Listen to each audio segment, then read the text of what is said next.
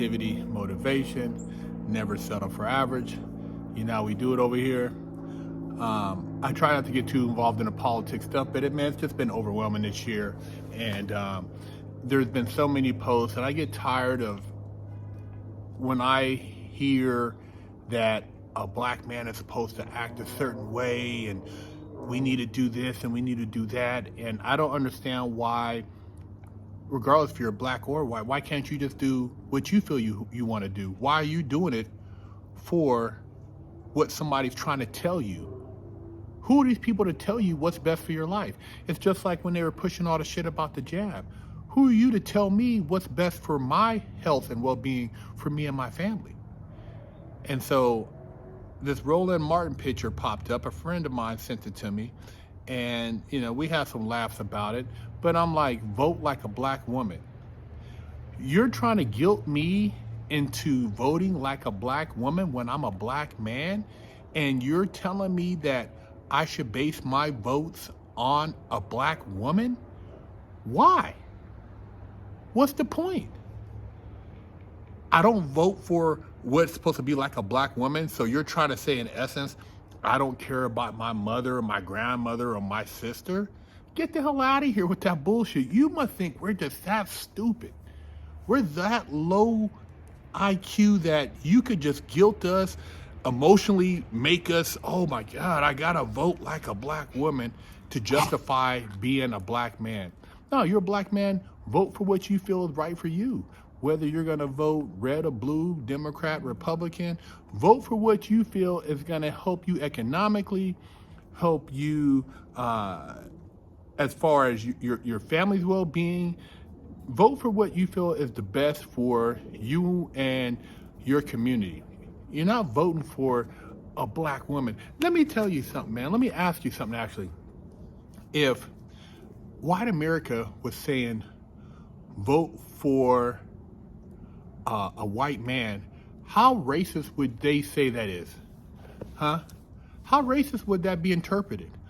Vote like a white man. But when you say vote like a black woman, that's not racist at all. Do you understand how they use us as just board pieces? And whenever they need us for something, they send these guys out who are racial baiters, and they use them to manipulate us into positions of emotion and then pit us in our own households. They got black women and black men going head to head in their own household because they're utilizing the race card to say that if you love your spouse, you're gonna vote black. Well, what if white America said if you love your husband, you would vote white? You see how they do it. Then they put the man against the woman. So, oh, you're bullying if you say anything. You're a racist. You're a bigot. There's nothing about this whole campaign policy of voting black as far as black women I see uniting the country. And a lot of people talk shit, oh man, look, man, do you see it being united? It started to divide when they started pushing for welfare, getting the black man out the house, making the black woman codependent on the government for benefits, and therefore that right there broke down the nuclear family structure. And then from there, everything else was free for all. Once you get the man out the house, the woman now is titled with the head of the household, male and female role model, the breadwinner. Your dad's a loser. He's a deadbeat. And then you got, the benefits of, well, if he's in the house and he's not providing the same way the government's providing, he's a loser. All this stuff became a thing in the early 60s, and prior to that, in the 50s, if you do the numbers, the number of dads in the household with the mother in the black community it was over, I want to say it was over 80%. It started to decline in the 60s with welfare, and then now I don't know, the numbers I know, I want to say are shit, might be less than, it's like maybe the low 50s or high 40s. I can't remember exact numbers, but they're ugly.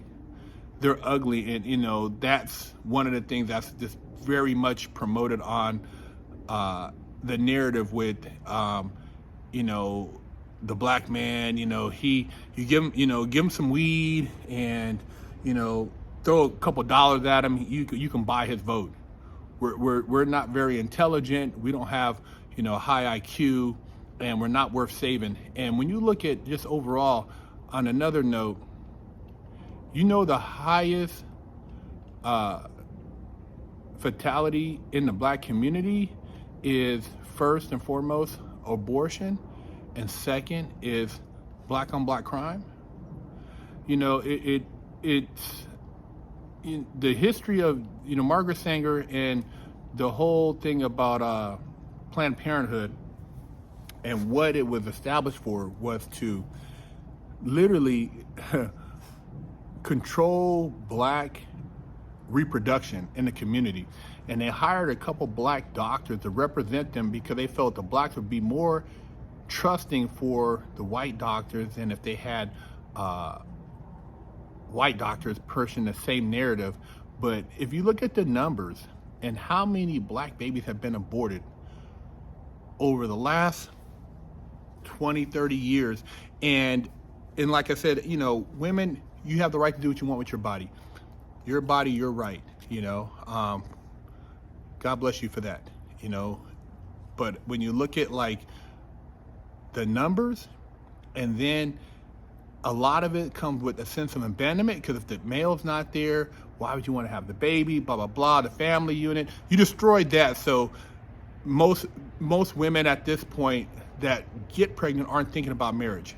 So therefore, you know, abort the baby. And then you look at the numbers, and then the number of males who grow up without a father, how many, you know, end up getting in trouble, going to prison, the jail statistics, the education statistics, you know, and not having a male in the house, how it affects also the women and their relationships going forward, and just all the issues that are the core is not having a mother and having a father together in the household. But all this, they think that we're not smart enough to put it all together, and to think that if you vote like a black woman, you're in favor of black policy. Nah, man, that's garbage, man. You know, my mom had me, man, young, in the 70s. Unheard of, you know, a black woman, 14 years young. I still don't know who my dad is. I've heard rumors, but still don't know. But I had a lot of love around me. Mom loved me to death, grandparents, you know, aunts, uncles. I didn't really know I didn't have a dad. Didn't even understand the concept.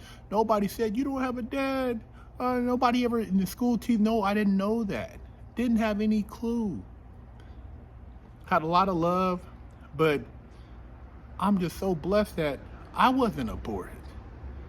And I grew up to be Big Herc, and I'm able to share these videos that somebody cared about me, that I was able to grow into the man I am today. I've made some mistakes. I'm not perfect. I don't sit here. You can Google me all over. It's just a lot of stuff I've did. You know, but I own up to it, and I'm able to put out this conversation to hopefully wake up some of you other youngsters. And if you are alive, it's a blessing that somebody gave you an opportunity. And then, you know, I have a couple of friends that were adopted, never met their parents, but luckily somebody adopted them, and they grew up to be great human beings. And so when you start talking about like a lot of these topics that they use as talking points for pushing your vote, however you decide to vote, like I said, I don't want to go back and forth. I'm just saying that, just plain and simple, man, just what's best for you and your family. That's what you got to think about, and how you want your future to look going forward for you and your kids. I think, the way it is as far as being able to allow whatever individual to determine how they feel about their bodies, but don't change it up when it comes to trying to get this, and don't tell me what I should do. I agree, do what you want with your bodies. Let the states, do what you want to do, but don't try to force anything on me. And, don't try to tell me, oh, this and that. Don't tell me then. Don't tell me how I should carry my body. And don't tell me that if I don't vote a certain way, I'm not black. I don't care about the black community.